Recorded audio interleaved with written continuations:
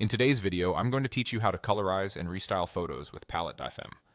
By the end, you'll know exactly how to turn a plain or black and white image into something vibrant and polished using a quick, beginner-friendly workflow. First, open your browser and go to palette.fm. This is an online tool, so there's nothing to install. For the smoothest experience, use a stable connection and choose a clear image file. JPG or PNG typically works best. If you're working with an old scan, the higher the resolution, the better the result. Next, upload the image you want to edit. You can usually select it from your computer or drag and drop it onto the page.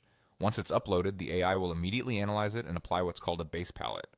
Think of this as the system's best initial guess at natural, believable colors, skin tones, skies, foliage, clothing, and background elements. It's a smart starting point, not a final verdict. If your photo was originally black and white, this step alone often brings it to life in a striking way. From here, it's time to choose a style or filter.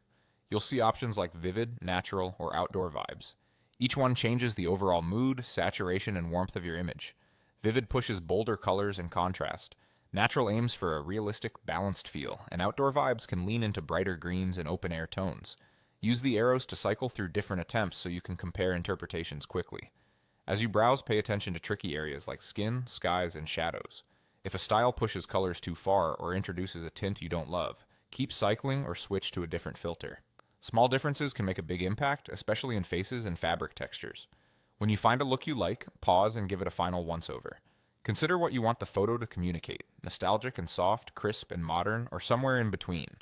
If something feels slightly off, try one more pass through the arrows or pick a style that steers the palette warmer or cooler, depending on your goal.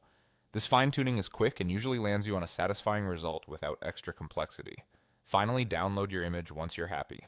Save it to a clear location so you can easily compare it with your original later.